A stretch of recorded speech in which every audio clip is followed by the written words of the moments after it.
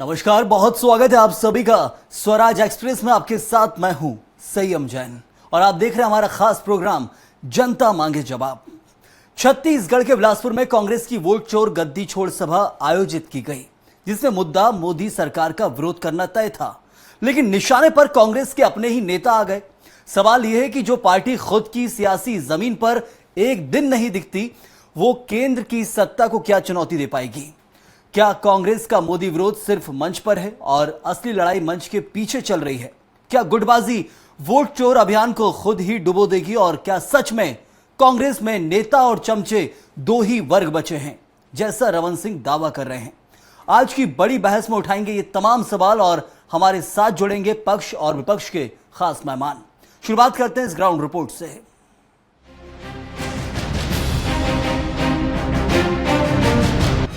बिलासपुर में कांग्रेस ने मोदी सरकार के खिलाफ वोट चोर गद्दी छोड़ सभा की।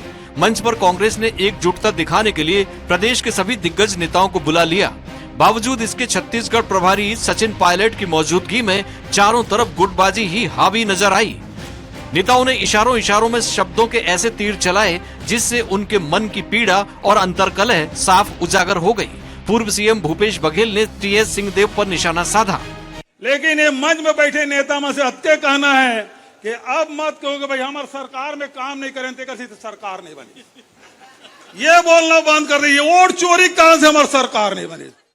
पूर्व मंत्री शिव डहरिया ने नेता प्रतिपक्ष चरणदास महंत के बयान पर शब्दों से हमला बोला।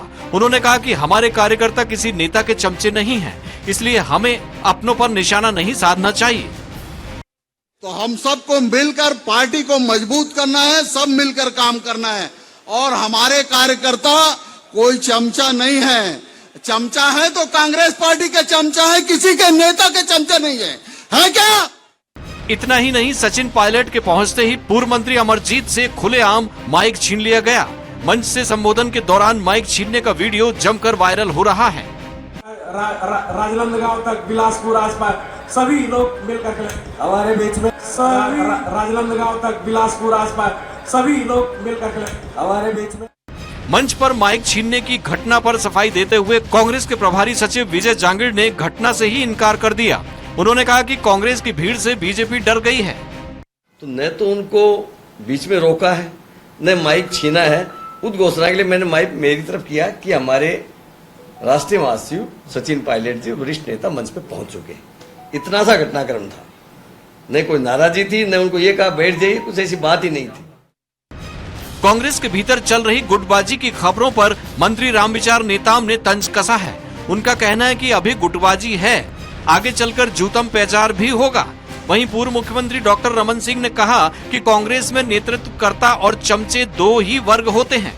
दो वर्ग रहता है, एक जो नेतृत्व करता है और दूसरा कार्यकर्ता। कार्यकर्ता का जो क्या सम्मान है ये सार्वजनिक भाषण में देख सकते हैं कि उनको कभी चमचा कहा जाता है, कभी पिछलग्गू कहा जाता है। अमरजीत भगत से माइक छीने जाने को बीजेपी उनका अपमान ठहरा रही है, जिस पर अमरजीत भगत का कहना है कि अगर बीजेपी सच में मानती है कि मेरा अपमान हुआ है तो मेरे लिए सम्मान समारोह का आयोजन करे, मुझे माला पहनाए। जिन लोगों ने, खास करके भारतीय जनता पार्टी के साथियों ने इसको तूल देने की कोशिश कर रहे हैं, अपमान जो सिद्ध करने का कोशिश कर रहे हैं, तो उनसे मेरा आग्रह है कि ऐसा लगता है आप लोगों को तो आप लोग कोई मेरे लिए सम्मान समारोह का आयोजन कराइए, उसमें बड़ा बड़ा माला ला करके पहनाइए, तब तो लगेगा कि आप लोग दिल से बोल रहे हैं। बहरहाल वोट चोर अभियान का मकसद मोदी सरकार और चुनाव आयोग को घेरना था, लेकिन कांग्रेस नेताओं के शब्द भेदी बाण आपसी कलह का संदेश दे गए। अब देखना होगा कि आने वाले चुनाव में जनता वोट चोरी के लिए किसे जिम्मेदार ठहराएगी। स्वराज एक्सप्रेस के लिए रायपुर से दिलीप साहू की रिपोर्ट। तो ये कैसी एकजुटता है, और इसी पर करेंगे चर्चा भी। हमारे साथ चर्चा के लिए खास मेहमान जुड़े हैं। प्रमोद शर्मा बीजेपी से प्रवक्ता हैं, बहुत स्वागत है आपका प्रमोद जी। साथ ही कांग्रेस से सत्यप्रकाश सिंह, आपका ही बहुत बहुत स्वागत। इसके अलावा कौशल स्वर्णवीर वरिष्ठ पत्रकार है, विस्तार से समझाएंगे इस राजनीतिक हलचल के क्या मायने हैं। अब यदि बीजेपी पर हमला करना तो पहले कांग्रेस तो खुद अपनी जमीन मजबूत करे, सबसे जरूरी है। लेकिन सबसे पहले सत्यप्रकाश जी, कांग्रेस जो लड़ाई लड़ रही है इस वक्त वोट चोर गद्दी छोड़, वो कैसे गद्दी छोड़ेंगे? सबसे पहले आपकी एकजुटता जरूरी है। इतने बयान हमने दर्शकों को सुना चुके हैं कि आपसी तंज चल रहे हैं, अपने ही मंच पर अपने ही नेता के विरुद्ध तंज कसा जाता है। पहले एक नेता आते हैं भूपेश बघेल, जहां एक तरफ टीएस सिंहदेव को स्वागत सिखाते हैं, दूसरी तरफ फिर शिव कुमार डहरिया आते हैं, फिर तीसरी तरफ हम देख रहे हैं कि क्या घटना हुई है। एक वरिष्ठ नेता का एक कार्यकर्ता जो है वो एक माइक छीन लेते हैं और फिर बोलते हैं कि नहीं, माइक नहीं छीना है, ये सिर्फ सामान्य था, मेरे को अनाउंसमेंट करना था। लेकिन सब दिख रहा है कि आप वरिष्ठ नेता का अपमान नहीं कहिए, सीधे माइक छीन लेना, अपनी बात रखना। देखिए, जो अभियान चल रहा है पूरे देश में, वो मात्र का अभियान नहीं है, एक जन चेतना बन चुका है, एक जन जागरण बन चुका है। प्रदेश के देश के लोग समझ चुके हैं कि हमारे साथ क्या हो रहा है, हमारे लोकतांत्रिक जो अधिकार है उसका हनन कहीं ना कहीं हो रहा है। हम अगर वोट देने जाते हैं तो हमारा वोट पड़ गया हो जाता है। ऐसी खबरें हमारे पास भी आई, जो हमने शिकायत भी की है कि 19 अगस्त को आज तक कार्रवाई नहीं हुई है और उस पर आंदोलन फिर आगे होगा। खैर, वो दूसरा मुद्दा है। इसलिए बोल रहे ये मुद्दा इस तरह से उठ गया है कि बीजेपी को अब बौखलाहट होगी, एक फ्रस्ट्रेशन बोलते ना, लगता है वो पूरे देश में, वो बिहार में जिस तरह से यात्रा निकली, जिस तरह से यहाँ रैली हुई है, ये पूरा जन समर्थन जो जनता का आ रहा है और जनता जो जागरूक हो गई अपने अधिकारों को लेकर, तो बीजेपी को कहीं ना कहीं फ्रस्ट्रेशन है। आप देखिए, बीजेपी तो अब एक निम्न स्तर की राजनीति करना चाहेगी, इस मुद्दे को कैसे हटाया जाए, किस तरह से जनता को इससे हटाया जाए। अगर मंच पे, मैं तो बोलता अगर मंच को कोई वरिष्ठ नेता के खास भी देते ना, तो बीजेपी इससे भी राजनीति करती। कह रहे मंच तो कोई खास तो थोड़ी ना है, बैठ के भाषण सुना जाता है, तो बीजेपी अभी निम्न स्तर की राजनीति करेगी। मगर हम तो पूछना चाहते हैं इनसे कि भाई, आपका केदार कश्यप जी के ऊपर कार्रवाई हुई कि नहीं हुई? क्या उस कर्मचारी का सम्मान नहीं था क्या, जिस चतुर्वर्ष का कर्मचारी जिसको मारा गया? क्या कोई कार्रवाई हुई है क्या? रमन सिंह जी, देखिए रमन सिंह जी संवैधानिक पद पर बैठे, उनको राजनीतिक ज्ञान नहीं देना चाहिए, और फिर भी मैं उनको याद दिलाता हूँ, कार्यकर्ता सम्मेलन में उन्होंने पूरे कार्यकर्ता को घूसखोर कह दिया था कि आप 1 साल घूसखोरी छोड़ दिए, 30 साल तक हमारी सरकार रहेगी। इनके नेता ने तो कार्यकर्ताओं को कुत्ता कहा। जायज है आपकी बात जो आप कह रहे हैं, जायज है सत्यप्रकाश जी, बिल्कुल। लेकिन यह मुद्दा आपकी पार्टी की जमीनी हकीकत का है, यहाँ आपसी तंज चल रहा है। पहले खुद एकजुट होना पड़ेगा, तभी तो आप जहां सामने वाली पार्टी को घेर सकते हैं, उनके जो मुद्दे उनको लेकर आप जनता तक पहुंच सकते हैं। यहाँ आपसी खींचतान चल रहा है, उसके ऊपर सवाल है। नहीं संयम जी, देखिए वही तो मैं बोल रहा हूँ, कहाँ एकजुटता नहीं है। सभी नेता मंच पे थे, मैं एक एक बात आपको बताया। तो भूपेश बघेल जी ने कहीं, आप बार बार, अभी मैं आपकी खबर देख रहा था, आप बोल रहे हैं, आपकी जो बाइक चली कि भूपेश बघेल जी बोल रहे हैं कि टीएस सिंहदेव की, अरे उन्होंने नाम लिया है क्या? नाम किसी का नहीं लिया, बिल्कुल। इसलिए मैं तंज बोल रहा हूँ, नाम ले तो सीधा वार हो जाता, इसलिए मैं तंज बोल रहा हूँ ना। मैं बता रहा हूँ, तंज भी नहीं है। मैं आपको बता, हमारा एक वादा था कि शराबबंदी करना है, 103 दुकानें हमने बंद की, वो ठीक है, मगर कार्यकर्ताओं में, महिलाओं में खास तौर से कहीं ना कहीं ये चर्चा का विषय रहता है कि आपने शराबबंदी नहीं की, इसलिए हो सकता है कि अब सरकार नहीं बनी। तो हम उस समय ये लेके चलते थे कि एक कारण ये भी हो सकता है कि भाई हमारी सरकार नहीं बनी, हमने एक वादा पूरा नहीं किया। यही बात भूपेश बघेल जी ने बोला है कि ये कार्यकर्ताओं में या महिलाओं में चर्चा का विषय है कि इसकी वजह से हो सकता है, ये नहीं है। अब जनता के सामने, कांग्रेस को ये नहीं लगता कि सारे मुद्दे बंद कमरे के थे जो ऊपर प्लेटफॉर्म पर आ गए हैं?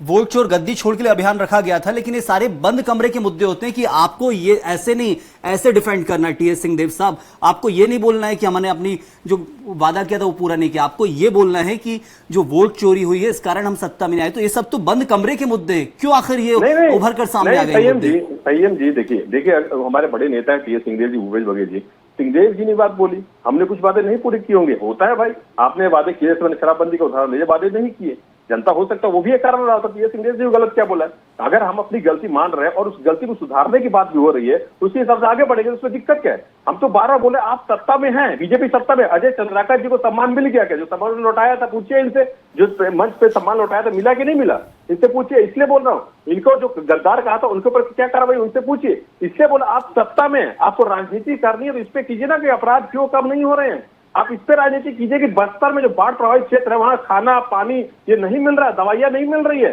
कपड़े अगर मिले तो फटे मिल रहे, उस पर राजनीति कीजिए। महिला अपराध किस तरह से बढ़ा, उस पर राजनीति कीजिए। चलिए जवाब ले लेते हैं प्रमोद जी से। प्रमोद जी भी इंतजार कर रहे हैं। प्रमोद जी, अब अमरजीत भगत ने भी साफ कह दिया है, इतना बुरा लग रहा है तो सम्मान समारोह आयोजित कर दीजिए, या सिर्फ बयानबाजी रखेंगे आप? सम्मान समारोह कब आयोजित कर रही है बीजेपी अमरजीत भगत के लिए?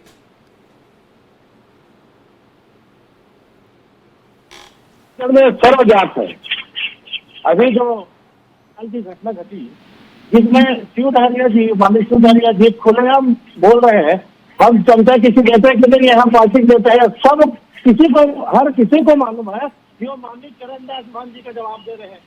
माननीय भूपेश बघेल जी बोल रहे हैं मंच से कि किसी को बोलने की जरूरत नहीं, हम लोग काम नहीं किया। सबको मालूम है प्रमोद कि जी, तेज बाबा आवाज आपकी सही से नहीं आ पा रही है। आखिर जो आप ऐप इस्तेमाल कर रहे हैं उसका ऑडियो शायद म्यूट है, एक बार फिर से चेक कीजिएगा, मैं लौटूंगा आपके पास। कौशल जी, अभी जो प्रदेश के अंदर राजनीति चल रही है तो उसमें एक चीज समझना बहुत जरूरी है। वोट चोर गद्दी छोड़ का नारा दिया गया था कांग्रेस की तरफ से, देशव्यापी प्रदर्शन चल रहा है, लेकिन छत्तीसगढ़ के अंदर बिलासपुर में सचिन पायलट पहुंचे, प्रदेश प्रभारी, और वहां पर अब प्रदेश प्रभारी क्या देख रहे हैं कि खुद कांग्रेस की राजनीति उभर कर आ रही है, तंज कसे जा रहे एक दूसरे नेताओं के ऊपर। ऐसी एकजुटता के ऊपर अब क्या सवाल उठाए जाएंगे? देखिए संयम जी, निश्चित तौर पर छत्तीसगढ़ कांग्रेस में जो पिछले आप देखेंगे जब से महंत जी का जो बयान सामने आया है उसके बाद से लगातार विवादों की स्थिति बनी हुई है। और ये भी चीज सामने आ रही है कि जो कांग्रेस का जिसको कांग्रेस आंतरिक लोकतंत्र कहती है कि सभी को बोलने का अधिकार है, तो कहीं कहीं एक गुटबाजी को भी हवा देती है और ये कई धड़ों में बटी हुई कांग्रेस नजर आती है। आप देखेंगे जिस तरह से बयानबाजी सामने आए, उसके बाद जब बिलासपुर में जो सार्वजनिक मंच से जिस तरह की बातें आई, वो तो उससे साफ नजर आता है कि जितने भी जो राजनीति को जानने और समझने वाले लोगों को ये साफ परिलक्षित हो रहा था और साफ ये वो समझ रहे थे कि कौन किसको और किस मुद्दे पर बोल रहा है।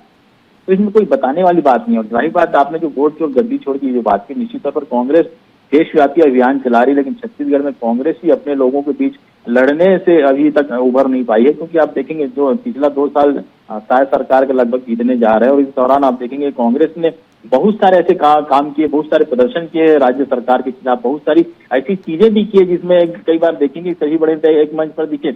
लेकिन आप देखेंगे पिछले 1-1.5 महीने के भीतर से जिस तरह से बयानबाजी का जो सिलसिला शुरू हुआ है वो लगातार बढ़ता ही जा रहा है। और मुझे कहीं कहीं ये लगता है कि वर्चस्व की लड़ाई के रूप में भी इसको देखा जा रहा है। क्योंकि जब आप किसी पोस्ट में होते हैं, जैसे प्रदेश अध्यक्ष जी दीपक बैज हैं, पूर्व सीएम भूपेश बघेल है, उसके अलावा जो नेता प्रतिपक्ष चरणदास महंत, कहीं कहीं एक अलग धड़ों में बटे हुए नजर आते हैं। आप देखेंगे सार्वजनिक मंचों से जिस तरह से बयानबाजी हुए उससे बिल्कुल स्पष्ट नजर आता है कि कौन नेता कमी कहां पर है कौशल जी, सबसे बड़ा सवाल है। क्योंकि हम देख रहे हैं अलग अलग ट्रैक पर सारे नेता जा रहे हैं कांग्रेस के अंदर। अब सचिन पायलट केंद्रीय नेतृत्व से क्या कहेंगे कि आखिर कैसे छत्तीसगढ़ में नेताओं को एकजुट किया जाए? आपसी तंजी कैसे जा रहे हैं, कैसे एकजुट किया जाएगा? ये स्वयं जी निश्चित तौर पर बहुत अच्छा सवाल है और कांग्रेस को भी इस सवाल पर चिंतन करना चाहिए। क्योंकि अभी चुनाव को 3 साल बचे हैं और उसमें अभी आप देखेंगे दीपक बैज जब दूसरी बार कांग्रेस का जो अध्यक्ष पद संभाल रहे हैं उसके बाद से जो उनकी जो कार्यकारिणी की जो बात है लगातार आप देखेंगे वो अटक रही है। और जो अभियान चलाया जा रहा है पदाधिकारी नियुक्ति को लेकर, तो ये बहुत सारी चीजें हैं जो लगातार अटक रही है। और मुझे लगता है कि जो कांग्रेस जिस अभियान के तहत आगे बढ़ना चाह रही है उस पर ये रोड़ा अटका रही है। तो मुझे ऐसा लगता है सबसे पहले तो कांग्रेस को जो अपने तमाम बड़े लीडर हैं उनको एकजुट खुद से होना होगा। क्योंकि आप किसी को बोल के एकजुट नहीं कर सकते। यदि आपको सत्ता पक्ष से लड़ना है, सरकार से लड़ना है, तो आपको एकजुटता दिखानी पड़ेगी। क्योंकि जब तक मजबूत विपक्ष नहीं होगा तब तक सरकार निश्चित तौर पर अपने एक तरफा चलने लगेगी। तो आपको मजबूत विपक्ष की भूमिका निकालेंगे, पहले आपको एकजुट होना पड़ेगा। आप बार बार सत्ता पक्ष के लोगों को मौका देंगे बोलने का, तो कहीं कहीं कि आपकी ही कमी नजर आएगी। और आप जब आपसे एकजुटता पहले बहुत जरूरी है, उसके बिना आप सत्ता पक्ष को नहीं घेर सकते, ना ही मुद्दे प्राथमिकता से रख सकते हैं। प्रमोद जी, मैं उसी प्रश्न पर लौटूंगा, क्या अमरजीत भगत का सम्मान समारोह आयोजित किया जाएगा बीजेपी की तरफ से? क्योंकि उनकी अभिलाषा है, यदि आपको लग रहा है कांग्रेस से नहीं मिल रहा तो बीजेपी दे दे सम्मान। अमरजीत भगत जी बहुत अंदर से पीड़ित है और बोलने की स्थिति में नहीं है। मैं कहना चाहूंगा कि आप बिलासपुर के कार्यक्रम को देखिए, माननीय शिव डहरिया जी का बयान सबको मालूम है, पूरे छत्तीसगढ़ वालों को मालूम है कि वो महंत जी के लिए था। भूपेश बघेल जी के भाषण में कि हम काम नहीं किए ऐसा बोलना नहीं है, ये तेज बाबा जी के लिए था। कितनी बात है महोदय कि कांग्रेस पार्टी छत्तीसगढ़ में 2 टुकड़े में बढ़ चुकी है, जिसमें एक धड़ा 2 कहां गए, 3, 4, 5, 6 हो गए इस हिसाब से तो प्रमोद जी। नहीं 2 टुकड़े में स्पष्ट रूप से है। अच्छा, एक महंत जी का गुट है जिसमें बैज जी साथ में है और एक बघेल जी का गुट है। और हमारे टीएस बाबा जी तो कंफ्यूजन में है, कभी इधर कभी उधर, तो हर किसी को मालूम है। और छत्तीसगढ़ में भूपेश बघेल जी की महत्वपूर्ण इच्छा है कि प्रदेश अध्यक्ष बनने की, और वो दीपक बैज जी को हटा के अपना प्रदेश अध्यक्ष बनना चाहते हैं। और इनके जो इर्द गिर्द परिक्रमा वाले नेता है उनको मुख्यमंत्री बनाना चाहते हैं। प्रमोद जी, क्या बीजेपी का आत्मविश्वास बढ़ता है कांग्रेस की अंतरकला को देखकर? क्योंकि अंतरकला बीजेपी के अंदर भी बहुत रही है, वो अलग बात है कि उभर कर सामने नहीं आती है, कांग्रेस की सारी बयानबाजी मंचों पर निकल जाती है। तो ऐसे बीजेपी का आत्मविश्वास बढ़ता है क्या कहीं ना कहीं? देखिए, भारतीय जनता पार्टी में इस तरह से अंतरकरण बिल्कुल नहीं है और हमको पूरा विश्वास है कि आने वाले समय में इन लोग एक दूसरे का सिर फुटवल होगा। अब ये झगड़ा बढ़ेगा इनका। आने वाले समय में आप देखिएगा खुल की लड़ाई सड़क में आएगी। अंतर कला इतना बढ़ा हुआ है कि रविंद्र चौबे जी सीधा मन से खुलेआम कहते हैं कि हम भूपेश बघेल जी के नेतृत्व में चुनाव लड़ेंगे। दूसरे दिन इनको शो का नोटिस जारी हो जाता है। मतलब यह है कि हमारे कांग्रेस के प्रवक्ता है कितनों भी बोल रहे, कांग्रेस पार्टी हम सब एक है बोल के, लेकिन हर किसी को छत्तीसगढ़ को मालूम है कि कांग्रेस पार्टी में किस तरीके से अंतरकला है। एक दूसरे की मुख्यमंत्री बनाने की होड़ में लगे हुए हैं और आने वाले समय में इनकी लड़ाई और बढ़ेगी। चलिए बिल्कुल सत्यप्रकाश जी से भी जवाब लेंगे। सत्यप्रकाश जी, क्या लग रहा है इन सब मुद्दों को लेकर जो लगातार चल रहा है छत्तीसगढ़ के अंदर? एक बयान रविंद्र चौबे का आया था, उसके बाद दीपक बैज ने बैठक बुला ली, प्रस्ताव तक पास होने लगे, केंद्रीय नेतृत्व को भेजने की बात होने लगी थी। क्या और मुद्दे कम पड़ गए हैं प्रदेश के अंदर कांग्रेस के पास, जो अपने ही नेता को यदि बोल भी दिया रविंद्र चौबे ने कि भूपेश बघेल को हम मुख्यमंत्री चाहते हैं, तो ये उनकी भावना होगी निजी। एक कार्यकर्ता की अपने नेता के लिए भावना होती है, तो वैसे एक नेता की दूसरे नेता के लिए होगी। लेकिन क्या कांग्रेस खुद ही अपने मुद्दों पर घिर रही है, कहीं लग रहा है, क्योंकि अब लगातार मुद्दे उभर कर सामने आ रहे हैं? अभी आपने बोला कि दीपक बैज ने बैठक बुला ली, वो बैठक पहले से ही प्रायोजित, पहले से उसका समय आ चुका था, टाइम टेबल आ चुका था, पहले से ही वो कार्यकर्ता जिलाध्यक्षों की और प्रदेश कार्य समिति की बैठक पहले से प्रायोजित थी। तो कोई बैठक खास उसके लिए नहीं बुलाई गई, तो पहले से थी। और उसमें कुछ भी ऐसे मीडिया की खबर है कि उसमें ये प्रस्ताव आ गया, वो प्रस्ताव आ गया, कोई प्रस्ताव नहीं आया। ये सिर्फ और सिर्फ मीडिया की बात है और विपक्ष के तौर पर बीजेपी इसको एक मुद्दा बनाती है, ऐसा कुछ हुआ नहीं है, पहली बात। अब दूसरी बात देखिए, एक बात मैं बोलूंगा, बार बार अपनी बात करें, प्रमोद शर्मा जी अभी क्या है ना, नए नए उधर गए हैं, थोड़ा अपनी वफादारी दिखा रहे हैं। इनको मालूम है कि कांग्रेस में कितनी एकजुटता रहती है। अभी मैं इन्होंने बोला कि साफ दिख रहा है, देखिए साफ ये भी दिखता है कि रवि भगत जी एक आदिवासी नेता है, किस तरह से भ्रष्टाचार का उन्होंने मुद्दा उठाया था, पद से हटा दिया। ननकी राम कंवर जी, वो भी आदिवासी नेता, वो तो खुलेआम बोल रहे हैं कि सरकार में भ्रष्टाचार हो रहा है, अपने भाई भतीजे लोगों को बैठाया जा रहा है, फायदा पहुंचाया जा रहा है, क्यों नहीं कार्रवाई हो रही है? केदार कश्यप जी पे क्यों नहीं कार्रवाई? वहां उस कर्मचारी का सम्मान नहीं था क्या? अजय चंद्राकर जी मंच भरे मंच पर उन्होंने अपनी नाराजगी जाहिर की, उनको सम्मान मिला क्या? मतलब 12 पूछ रहा हूं, उनको वापस जाके सम्मान दिए कि नहीं दिए? ब्रिजमोहन अग्रवाल जी ने, हमारे यशस्वी प्रधानमंत्री आज की तारीख में जो है, उनको टेबल के नीचे बैठा दिया था। रमन सिंह जी अपने कार्यकर्ता घूसखोर बोले थे। तो ये तमाम चीज इनके यहाँ चलती है, इनके यहाँ तो गुट कितने, अजय चंद्राकर जी, धर्मलाल कौशिक जी है, विजय शर्मा जी का, अरुण साव जी का, मुख्यमंत्री जी का अलग है। इस तरह से इनके पास रमन सिंह जी का एक अलग गुट है, इनके पास गुट इतने बटे हुए हैं। मैं तो प्रमोद शर्मा जी से पूछना चाहता हूँ कि आप किस गुट की वजह से ये पद पाए? क्योंकि हमारे साथी जो बैठते थे वो आजकल गायब है, मगर जो नए सब बैठे वो किसी न किसी गुट है, ये भी इनको भी मालूम है। इसलिए मैं बोलना चाह रहा हूँ, गुटबाजी में बटी हुई ये सरकार चल रही है, सरकार के पास मुद्दे अब नहीं है, क्योंकि विपक्ष इतना मजबूत है। विपक्ष है पिछले 2 साल से, जिस तरह मैं बात करूं विधानसभा से लेकर सड़क पर, जिस तरह से कौशल जी ने बोला, हमने हर मुद्दा उठाया है और हर मुद्दा जनता तक गया है।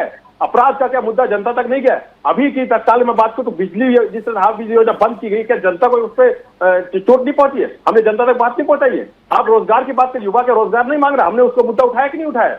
जिस तरह हर कर वर्ग का कर्मचारी आज सड़कों पे है, क्या वो मुद्दा नहीं है? और हमने क्या उठाया नहीं है? हर कर्मचारी आज आहत महसूस कर रहा है। बस्तर इसी का जवाब लेंगे उनसे, जरूरी तो जो सवाल आपने किया उसी पर, यदि घिरते नजर आते हैं नेता, तो आपके में भी घिरते नजर आते हैं। प्रमोद जी, धर्मलाल कौशिक और राजेश मूणत खुद विधानसभा के अंदर अपनी सरकार के खिलाफ, मंत्रियों के खिलाफ जो भ्रष्टाचार का जो मामला था उसको उजागर किया था कि जो स्कीम चल रही भारतमाला प्रोजेक्ट को लेकर, खुद एक तरह से आपके ही विधायक ने आपत्ति जताई थी कि इसमें भ्रष्टाचार हो रहा है, ध्यान देना चाहिए। देखिए, हमारे विधायक महोदय जी जो विधानसभा में प्रश्न उठाते हैं वो सुझाव देते हैं, और एक संविधान का नियम है, ये जागरूक है हमारे विधायक। नहीं, सुझाव नहीं, सीधा आरोप था भ्रष्टाचार हो रहा है, उसको आप अपनी भाषा में बोल सकते हैं प्रमोद जी, लेकिन सीधा आरोप लगा था विधानसभा के अंदर ही। नहीं, हमारे जो विधायक हैं सरकार को सही मार्गदर्शन करते हैं और सीनियर लोग हैं।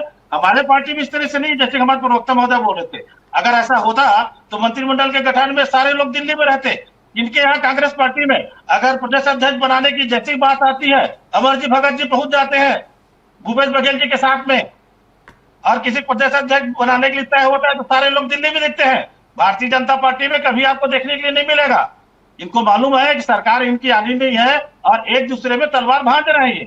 भारतीय जनता पार्टी का ध्यान ना दीजिए, भारतीय जनता पार्टी में अनुशासन बहुत अच्छी से अनुशासन है। ये कांग्रेस पार्टी है जहां परिक्रम वाले नेता चलते हैं, परिश्रम वाले नेता है कि। चलिए कौशल जी से जवाब लेंगे। कौशल जी, ये बीजेपी और कांग्रेस के बीच जो आपसी बहस चल रही है मुद्दों को लेकर, कि आखिर कौन सी पार्टी कितनी तैयार है? एक तरफ बीजेपी के पास सत्ता है, वो अभी राज कर रही है, तो कांग्रेस सत्ता में आने की कोशिश कर रही है और उसके लिए जो फील्डिंग सेट की जा रही है उसमें कई बार खुद कांग्रेस घिर जाती है। क्या लग रहा है कि जो आरोप लगाए जा रहे हैं यदि कांग्रेस की तरफ से बीजेपी के ऊपर भी, क्या वो पूरी तरह से निराधार है? क्या वाकई बीजेपी के अंदर किसी प्रकार की कोई गुटबाजी नहीं होती है? देखिए संयम जी, भारतीय जनता पार्टी और कांग्रेस में बस इतना ही फर्क है। राजनीतिक दल कोई भी हो, गुटबाजी हर दल में होती है। बात यही है कि कांग्रेस की जो बातें वो बाहर आ जाती है, भारतीय जनता पार्टी की जो बातें वो बाहर नहीं आ पाती हैं। ये सबको पता है, क्योंकि वहां पर संगठनात्मक जो चीजें हैं वो काफी कठोर होती है। वहां पर संगठन की जो कार्रवाई होती है बहुत कड़ी कार्रवाई होती है। इसलिए भारतीय जनता पार्टी का कोई भी नेता सर्वमुखर होकर कोई भी अपनी बात नहीं कहता। आप देखेंगे गुटबाजी वहां पर भी दिखती है, जरूर दिखती है। कई सारे अभी कार्यक्रमों में हम उसका वीडियो भी देख चुके हैं। लेकिन इस तरह की चीजें हैं, जैसे कांग्रेस के मंचों, सार्वजनिक मंचों से इस तरह की बातें आती है, तो कहीं ना कहीं मौका मिल जाता है भारतीय जनता पार्टी को कि कांग्रेस में गुटबाजी है। गुटबाजी सभी राजनीतिक दल में होती है, क्योंकि एक परिवार में भी यदि 3 भाई है तो उनके बीच नहीं बनती। तो इस तरह की चीजें आप देखेंगे लगातार जो बातें आती है, इसको लेकर राजनीति करना एक दूसरे का अधिकार है। क्योंकि आप जब तक पक्ष और विपक्ष की बातें नहीं होंगी, मुझे लगता है कि राजनीति में इसको आप अच्छे से नहीं कर सकते। तो ये लगातार आप देखेंगे किस तरह की चीजें हो रही है, भारतीय जनता पार्टी हो चाहे कांग्रेस हो। और कांग्रेस की जो गुटबाजी है आप देखेंगे बिल्कुल धरातल पर उभर कर सामने आ गई। सिर्फ यही कांग्रेस की कमी है जो अब तक दिख रही है। सत्यप्रकाश जी, एक छोटा सा जवाब चाहूंगा। अब प्रदेश प्रभारी सचिन पायलट कैसे डैमेज कंट्रोल करेंगे? इतनी गुटबाजियां हैं, इतने अलग अलग बयान दिए जा रहे हैं, तंज कैसे जा रहे हैं आपसी मंचों से, और सचिन पायलट तो खुद राजस्थान में घिरते नजर आते हैं बीजेपी से। तो ऐसे में अब कैसे डैमेज कंट्रोल होगा? क्योंकि फर्क जो बताया हमारे वरिष्ठ पत्रकार ने वो यही है कि बीजेपी के अंदर भी होती है गुटबाजी, कांग्रेस में बस कांग्रेस में उभर कर सामने आ जाती है, इतनी सी कमी रह जाती है। देखिए संयम जी, मैं खासतौर से कल की बात करूं तो डैमेज हुआ कहाँ है जो डैमेज कंट्रोल होगा? मैंने जैसे बताया ना, भूपेश बघेल जी ने भविष्य में परिणाम में दिख जाएगा सत्यप्रकाश जी। नहीं वही संयम जी परिणाम वही तो मैं बोल रहा हूँ ना। पिछले 2 साल से अगर मैं बात करूँ, हमने कितने हमारे प्रदेश अध्यक्ष पद यात्रा किए, हमने आंदोलन कितने किए, रायपुर से लेकर बिलासपुर में हो, चाहे बस्तर में यात्रा हो, चाहे विधानसभा में, तो हम हर लगातार जनता के मुद्दे उठा रहे हैं।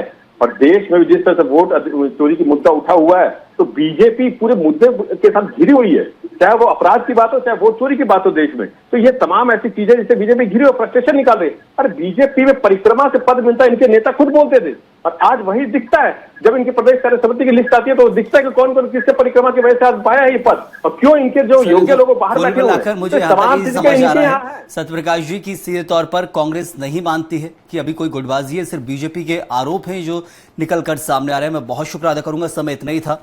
सत्यप्रकाश जी बहुत बहुत धन्यवाद हमारे साथ जुड़ने के लिए। प्रमोद जी आपका भी शुक्रिया, और साथ ही कौशल जी आपका भी बहुत बहुत शुक्रिया इस चर्चा में जुड़ने के लिए। तो एक तरह से कांग्रेस के अंदर अलग अलग बयान अलग अलग नेताओं के मंच से निकलकर सामने आए थे। वोट चोर गद्दी छोड़ अभियान को लेकर एक बड़ा मंच सजाया गया था। पूरा प्रदेश कांग्रेस के नेतृत्व के जो नेता थे वो वहां मौजूद थे, लेकिन आपसी गुटबाजी देखने को मिली जिस पर बीजेपी हमलावर है, लेकिन कांग्रेस इससे गुटबाजी मानती ही नहीं है। इस वक्त के लिए फिलहाल इतना ही। आप बने रहिए स्वराज एक्सप्रेस के साथ।